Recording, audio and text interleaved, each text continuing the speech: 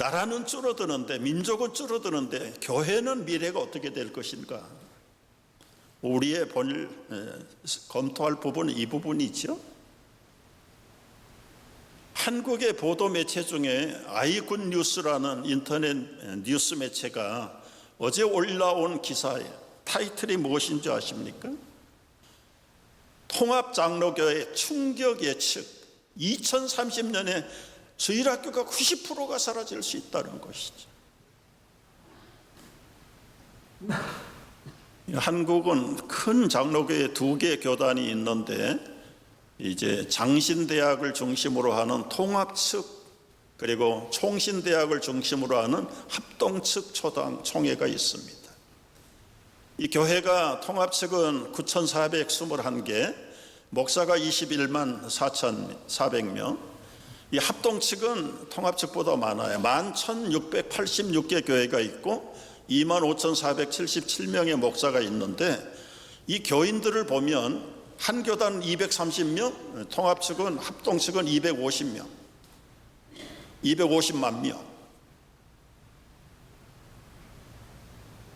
그래서 이 신학교의 목사가 되기를 원해서 신학교를 지어라는 입학수가요, 과거에는 사수를 해야 돼. 사수 1년에 들어간 사람이 거의 없어요. 지금은 한번 통계를 보십시오. 모든 신학교가 다 미달입니다. 미달. 1:1도 안 되고 0.17, 0.19, 0.26. 이제 겨우 이 큰 교단의 신학교가 1.1:1. 작년 아마 내년쯤 되면 아마 0.2 밑으로 떨어질 가능성이, 더 이상 신학교의 지망생이 점점 급감을 하고 있는 거예요. 한때는 이 젊은 여성들의 예비 신랑 후보의 직업 중에 목사가 2번째였습니다. 근데 지금은 목사는커녕 본인들도 교회를 안 나가기를 원합니다. 미국 내에는 여러분 38만 개 교회가 있습니다. 미국 교회가 38만 개, 그리고 목사님들이 그저 한 25만 명, 28만 명 정도가 있다. 그러니까 벌써 교회 숫자하고 목사 숫자가 맞지 않아요. 그래서 벌써 이 지방, 미국의 지방에서는 한 목사님이 2교회, 3교회를 돌아보게 돼 있습니다. 신학교는 한 400개가 있어요. 미국 신학교가 한 400개 있는데,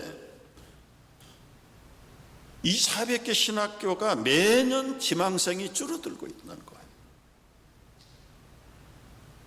그 미국 최대 교단인 이 서던 베프티스트 남침내 교회 신학교는요, 지난해 500명이 줄었고요, 샌프란시스코 신학교도 175명이 줄었고, 리폼드 신학교도 1240명에서 1050명으로 떨어졌고요, 이 루터란 신학교는 40%가 감소됐고, 풀러 신학교도 3900명에서 3000대로 떨어졌다. 이 클레어몬트는 감리교의 아주 제일 큰 신학교 중에 하나인데, 이 434명에서 379명으로 감소했다. 그런데 특이한 것은 미국 신학교는 졸업을 하면 목회를 하는 사람이 반도 안 됩니다.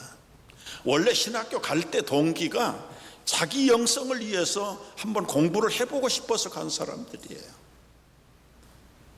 그래도 한국 신학교는 신학교를 지망할 때는 부르심이 있고 내가 목회를 해야 되겠다는 비전을 가지고 가는 분들이 대다수예요.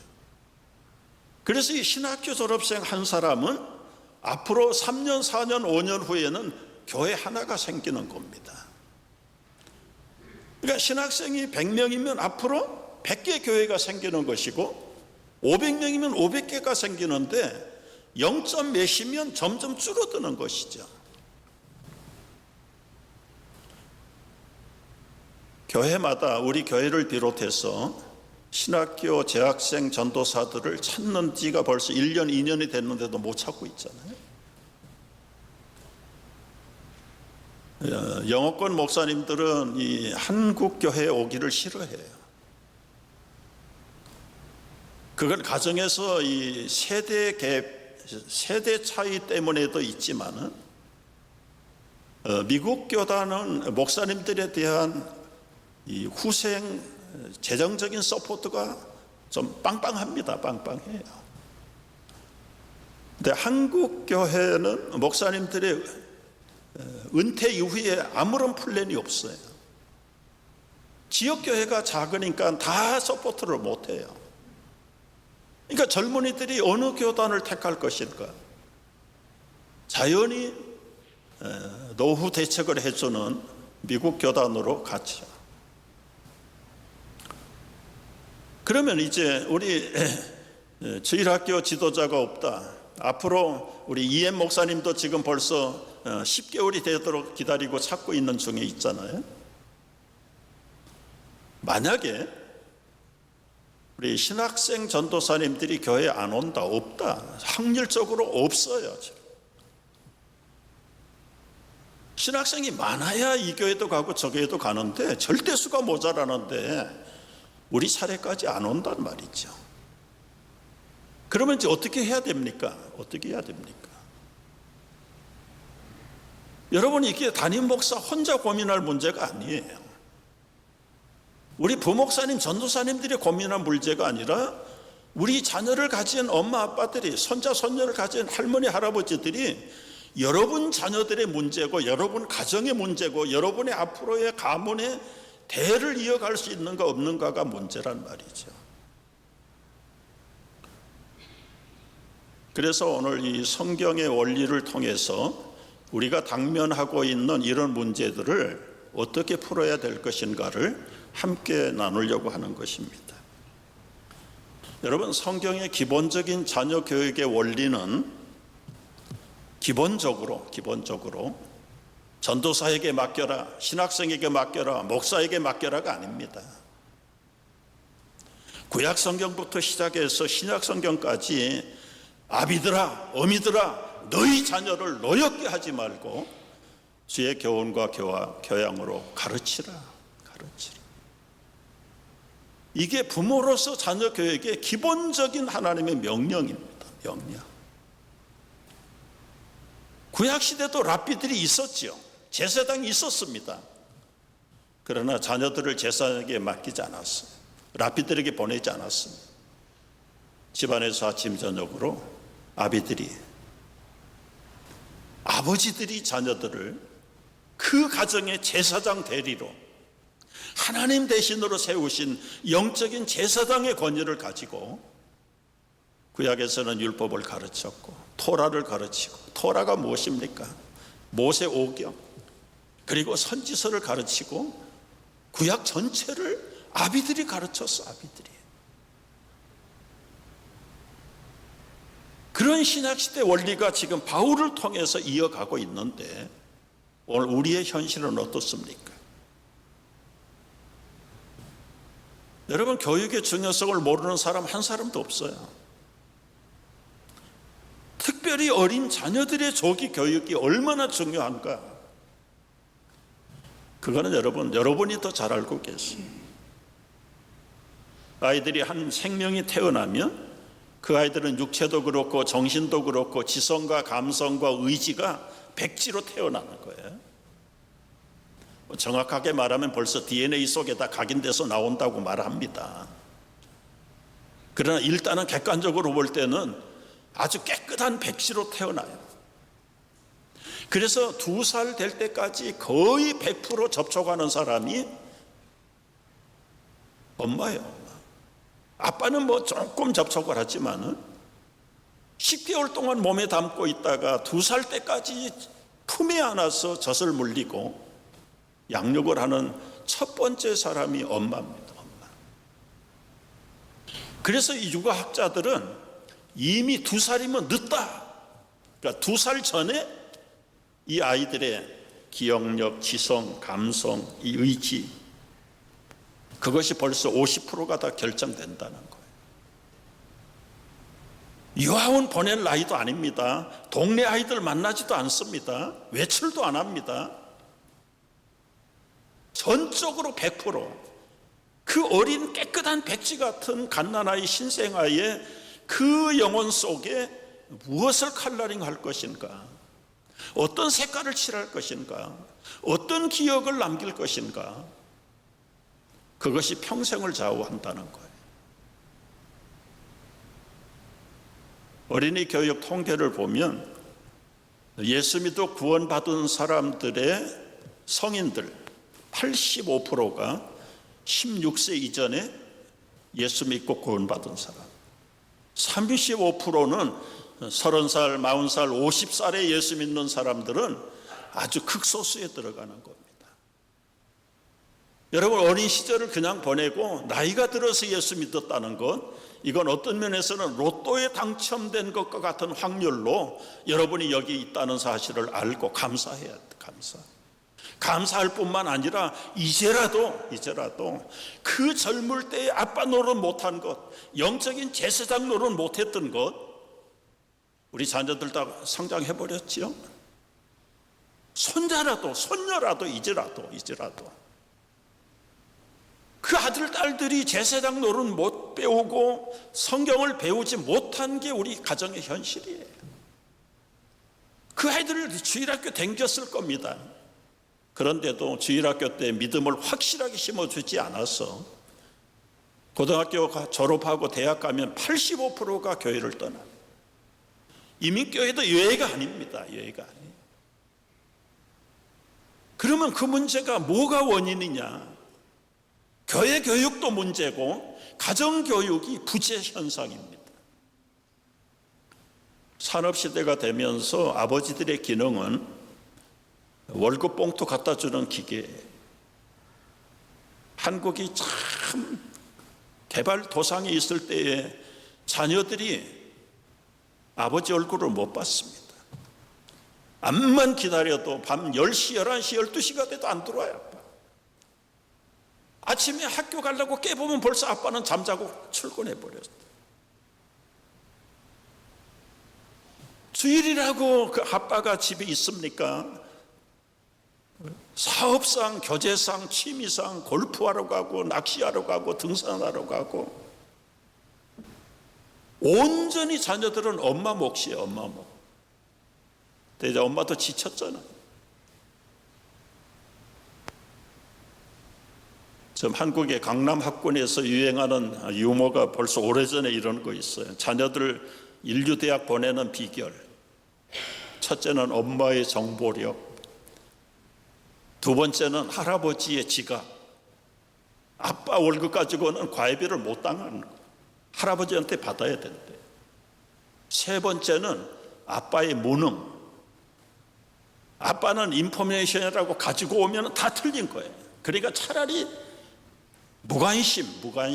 아빠가 무관심해야 엄마가 우지자지해서 자녀들을 인류대학에 보낼 수 있다. 이 아빠의 존재가 설 자리가 없는 시대가. 여러분, 오늘 아버지의 날입니다. 이 좋은 날 우리 자녀들하고 외식 한번 하고 선물 한번 받는 것으로 끝내지 마시고 이제라도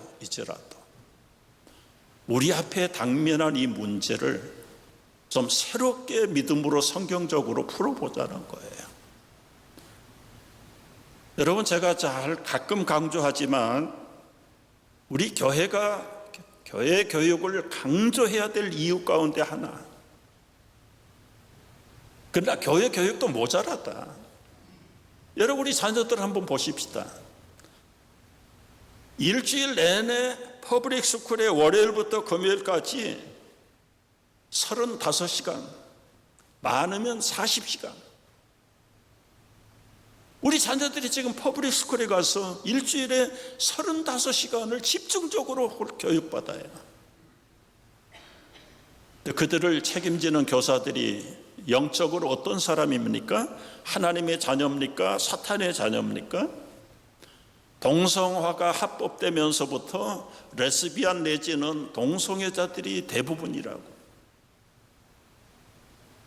트란제스터 젠더를 한 사람들도 나오고.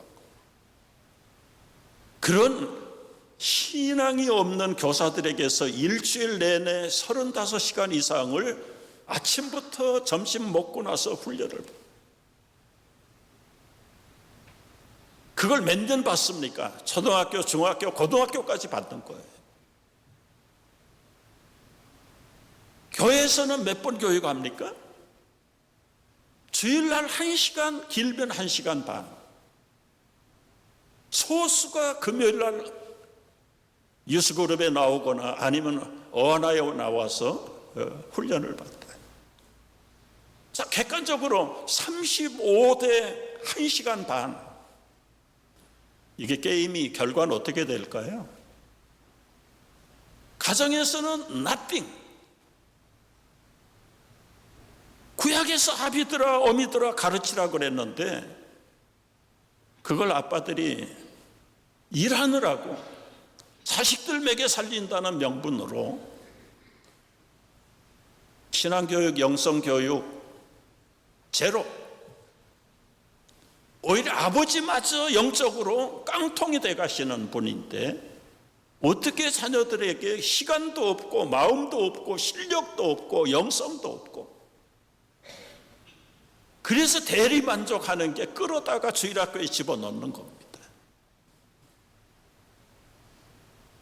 교회가 귀중한 교육의 사명을 잘해야 되는, 일일이 다 챙길 수가 없어요. 정말 우리 이 주일학생들이 거듭난 하나님의 백성인지 아닌지 부모가 확인을 해줘야 되는데 부모가 그걸 못하잖아요.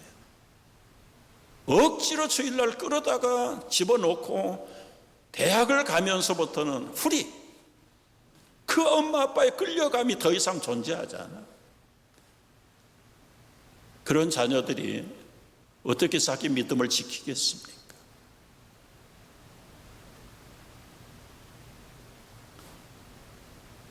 자, 이제 우리가 한번 생각을 해봐야 될 것, 또 성경적으로 풀어야 될 해결책 2가지를 말씀드리고 기도합니다. 제가 미주 크리스찬 신문사에 지난 주간에 글을 보냈어요. 신학교 졸업 시즌에 강력하게 제안한다.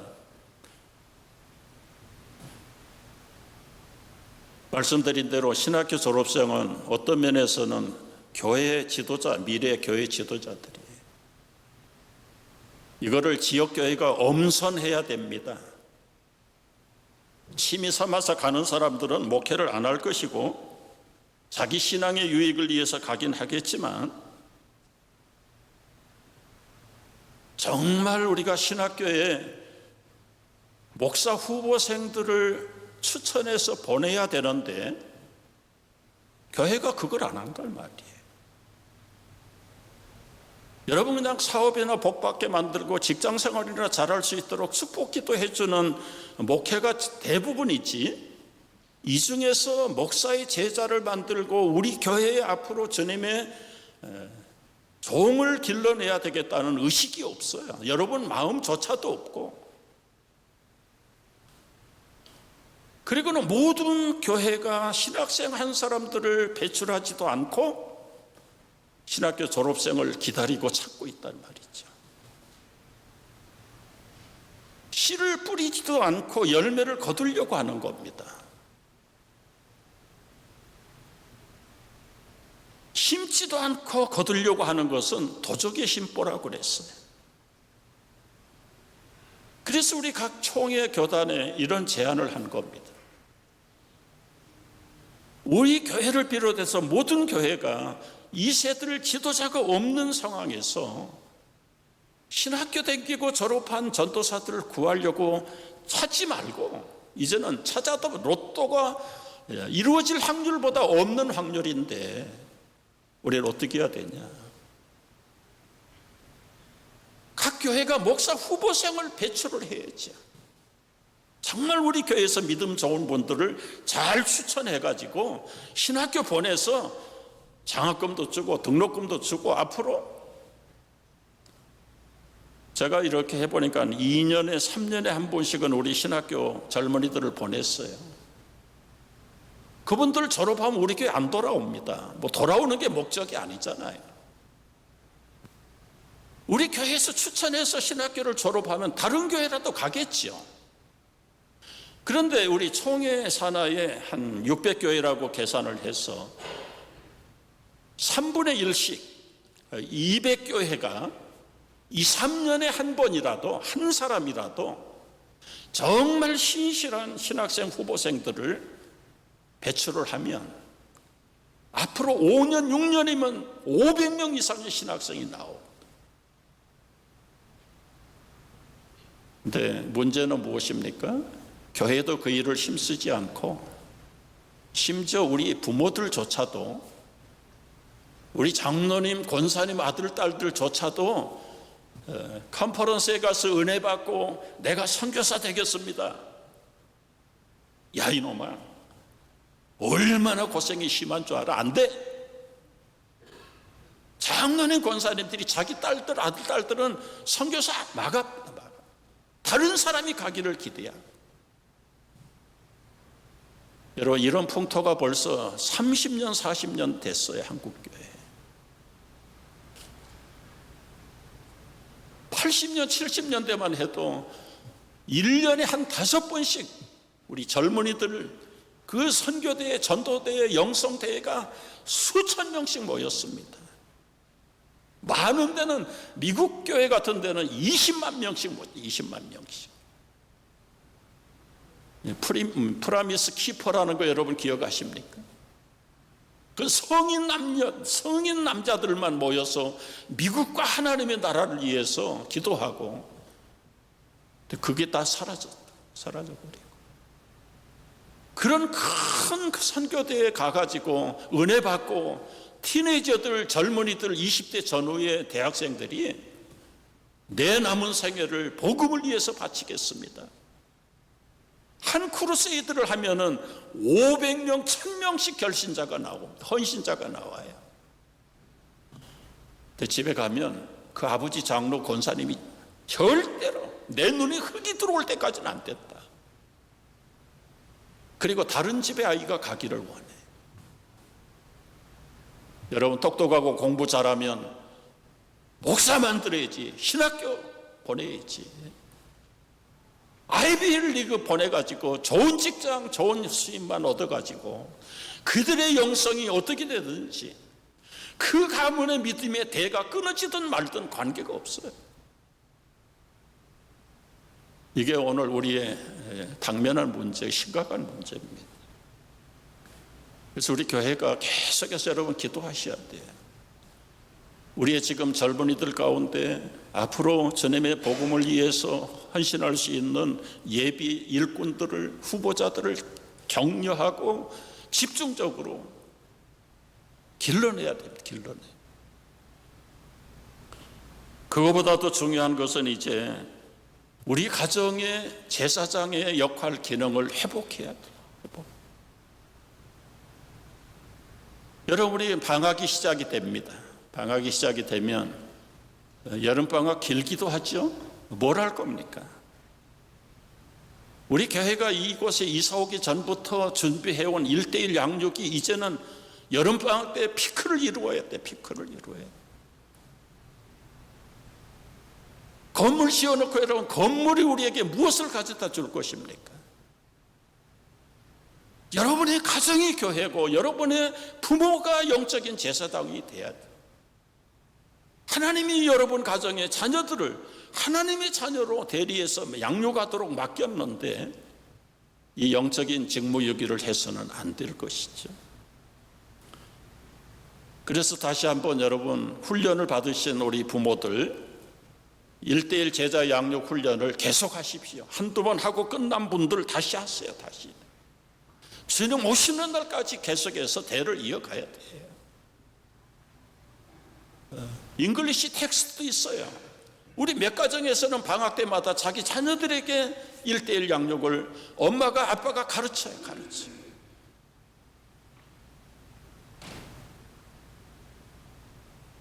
처음 듣는 분들, 인포메이션이 필요한 분들은 우리 목회자들에게 연락을 하십시오.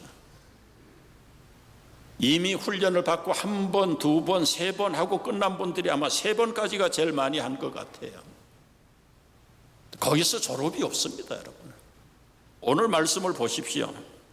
여기 2장 1절에 보면은 내 아들아 그러므로 너는 그리스도 예수 안에서 은혜 가운데서 강하라. 사람이 믿음이 강하려면 어떻게 해야 됩니까? 가르치라고 그랬어요. 가르치지 않으면 있는 것도 다 흐지부지했죠.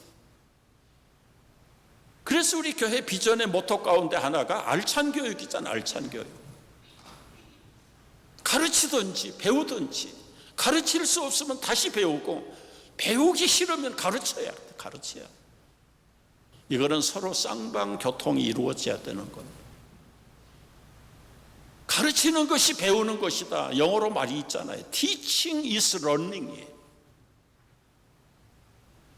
여러분의 믿음이 왜 꺼집니까? 왜 시끄러집니까?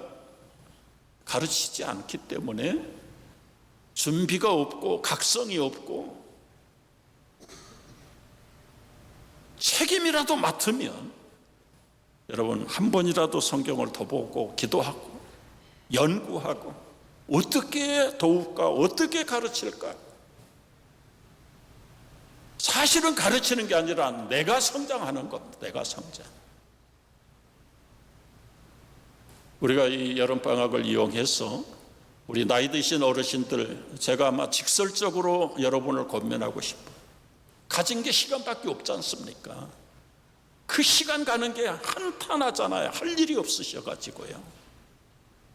우리 전도사님에게 부탁하십시오. 나 1:1 훈련 좀 시켜주십시오. 한 분 한 분 1:1로 만나서 한 분을 키워간다는 것, 얼마나 놀라운 일인가.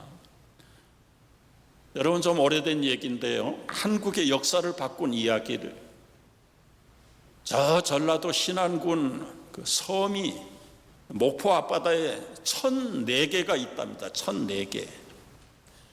반 정도는 무인도가 많고 그저 몇십 명에서 몇백 명 사는 섬들이 전부예요.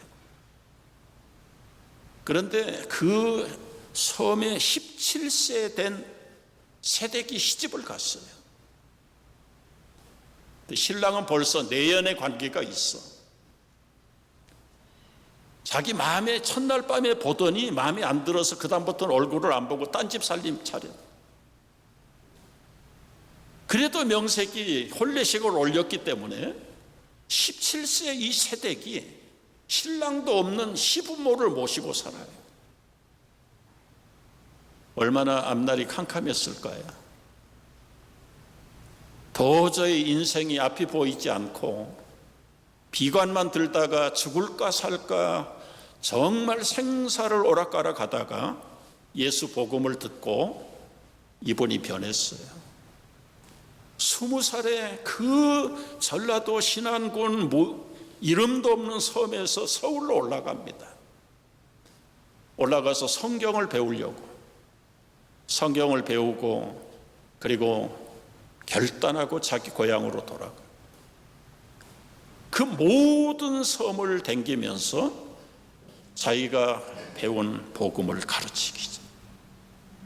1년에 고무신이 9컬레씩 떨어졌다고 그래요. 교통수단이라는 게 걷는 것밖에 없는. 그분이 문준경 전도사라는 분인데, 이 한 분 이름도 없는, 최근에 이분들 발굴해가지고 지금 이렇게 참 존경받는 사람으로 만들었기 때문에 이제 알게 되는 거죠. 이 젊은 세대기 그 섬마다 찾아다니면서 어린아이들, 청소년들 가르치고 복음을 전해가지고 그 배움받은 어린 자녀들이 성장해가지고 한국을 뒤집어 놨어요. 이분의 가르침을 받고 충성스러운 전도자들이 일어났는데, 한번 보십시오. 한국의 대학생 선교회를 만들었던 김준곤 목사님, 한국의 부흥사로 유명했던 이성복 목사님, 한국신학대학의 총장을 역임한 정태기 목사님,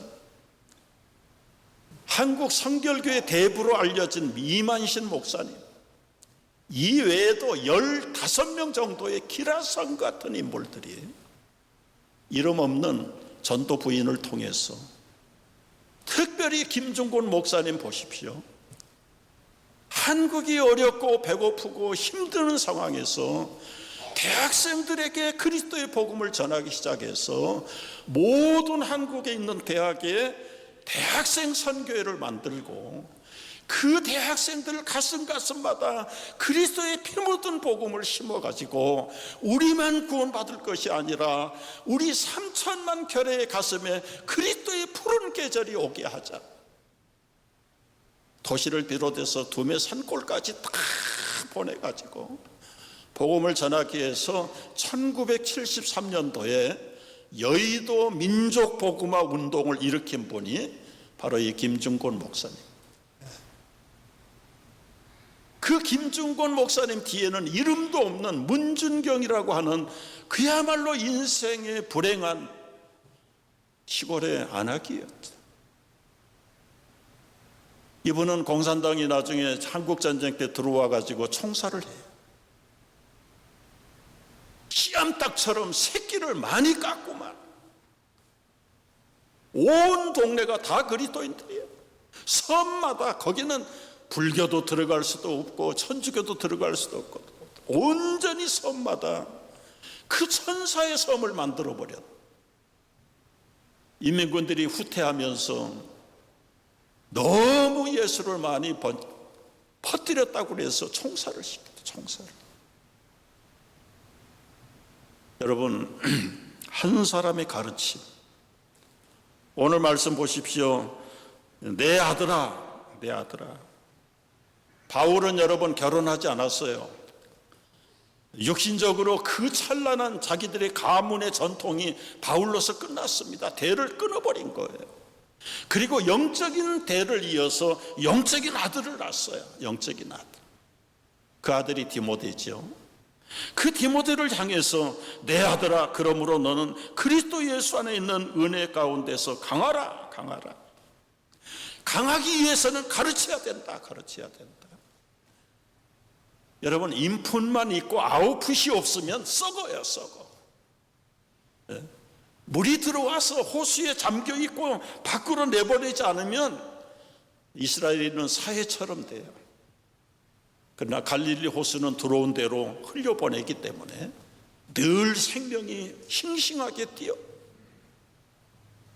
여러분의 믿음이 더 이상 자라지 않습니까? 결정적인 패인의 원인은 아웃풋이 없는 거예요. 가르치지 않아요. 자기 있는 것도 썩어서 없어져 버립니다. 나를 위해서라도, 내가 건강하고 살아나기 위해서라도 이제는 너는 가르치라, 가르치라. 그러면 2절 보십시오. 충성된 사람들에게 부탁하라. 그러면 다른 사람을 그들이 또 가르칠 수 있으리라. 여러분, 오늘 아버지 날에 우리 영적인 대를 이어갈 수 있는 아주 축복의 사명을 회복할 수 있기를 바랍니다. 그리고 우리 교회가 앞으로 계속해서 복음 전도자들을 기르고 양육하고 배출하는 그런 교회로, 가정으로 든든하게 대를 이어가는 우리 모두가 되기를 주의 이름으로 축복합니다.